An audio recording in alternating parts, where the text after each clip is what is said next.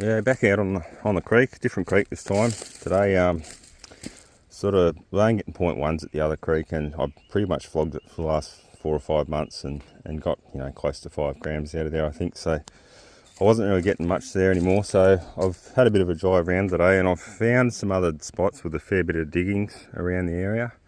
And I've just done a few test pans, and I've got half a dozen specks, a bit more. So I might do about 8 buckets out of here today. I did a few test samples out of this higher section. I didn't get a lot, probably just a couple of specks. But I went down further here, and it has been worked before. Most definitely, all this area has. But down in here, it looks like someone's really gotten stuck into that.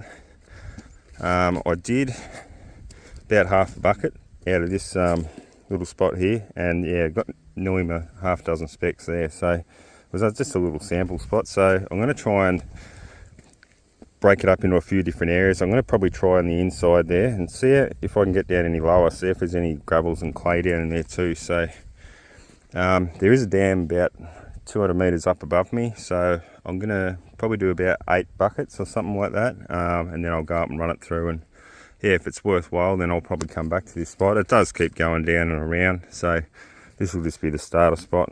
We'll start here, and then we'll see if we can get some. All right, we'll get stuck into it. Yeah, so I've done my 8 buckets now. I've had to cart it about 30 or 40 metres up to the car, so it's a little bit harder work than taking it a few metres, but anyway, here's what it is. So yeah, I got stuck down into this spot in the creek down here. It's not an inside bend.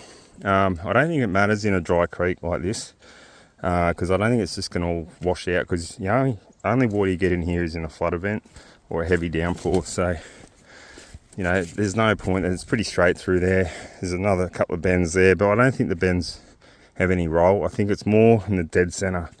You can see here someone's gone right through the middle there and taken a fair bit. So, they might have done it right out of that, and they're onto it. It's right in the middle. They haven't touched any of the sides or anything like that. So what I did today, I did 6 out of here, and I mainly got into the bank. And then I did my last 2 sort of closer to the middle, but deeper down. I wanted to see how far that bedrock clay base was. A lot of silt wash and that over here. I started digging there, it was just muddy silt. There isn't a water line underneath all this, which is moist. So I sort of stayed away from that and kept to the drier stuff. Tends to fall out and doesn't clump together as much. So, but you can see in that bank, there's a bit of gravels and clay. It's very mineralised. So I'm pretty happy with that. That's sort of, when you're digging and looking for gold, that's what you want to see. You want to see a lot of colour, a lot of different reds, ironstones, quartz, and clay, of course, because that's what it sticks to. So you can see here's your bedrock base. That's pretty much just solid clay there. So I've dug down to that. I wanted to see how far down. It's probably 6 or 8 inches down from the bottom floor here. So you could take, 5 or 6 inches off there and target all those gravels up there. But I just wanted to find where the base was, just to give me a rough idea how deep it was, all this wash that's come down. But yeah, I'm very happy when I saw all this. A lot of gravel pockets in there. You can see when it breaks away like this, it's like gravel pockets sitting in there. And not a lot of clay. The clay's mixed with a lot of the gravels, so hopefully there's a bit of gold in with it. So anyway, I'm going to go up to the little dam that I found just up the road a bit now, and I'll wash that through, and hopefully we can get a bit. All right, I'll get set up and we'll see how we go. Yeah, so I've run my 8 buckets through now. You can see there's my pile of tailings there. So yeah, not a lot today. There's the cons. There's 6 buckets of cons in there and 2 in there. So that was from the wall, and that was from the lowest point in the little creek. So got them separate. So yeah, if it's deeper down, then we know we've got to go deeper. Obviously, there's probably going to be more in this because there's 6 buckets, but that's just going to give me an idea, more so the size of the pieces and stuff like that, rather than the quantity. So we'll see what we've got there. But running the extension sluice today with a little riffle I made up there. I found that helps to catch the real fine gold. And I usually have a pan sitting at the bottom there, and I pan that out just to make sure I'm not losing any. But basically with the 8 buckets, each bucket I'll empty this top mat into the bucket, and just do that over the 8 times for the 8 buckets.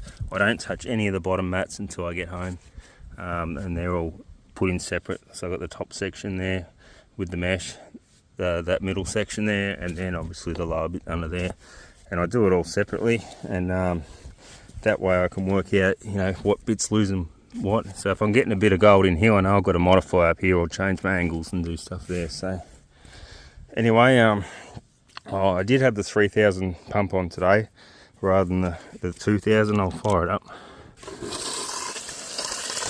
So it tends to fly a fair bit harder, but it's good for breaking up the clay. That last bucket had a fair bit of clay stuff in it as well, so it's a lot better for breaking up the clay. You can see it's fairly aggressive.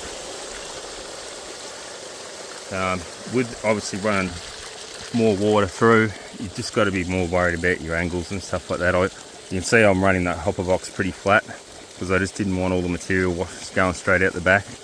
It tends to wash up in there pretty well if I have it flat, and I just scoop it out. Have seen some people have good size angles and just shoveling it in there, and then they're just flicking the shovel back to get all the stuff at the top. But as I said, when there's a lot of clay, you need to wash it in pretty hard, and be pretty thorough washing it through so you don't not putting the gold out here. Alright, well I'll go wash it up at home, and as I said, that's a new spot, so I don't know if I've got any at all. I know I got some in the test pans, but I have no idea really. But hopefully I can get a little bit, and then if I do, I'll come back and I'll try a bit higher, see if I can gets richer. If it gets less, I'll obviously go down a bit further and go from there. So I found a spot. I just got to make sure there's gold there, and now I can sort of scope it out and find the best part of gold that's in it. So, all right, see how we go.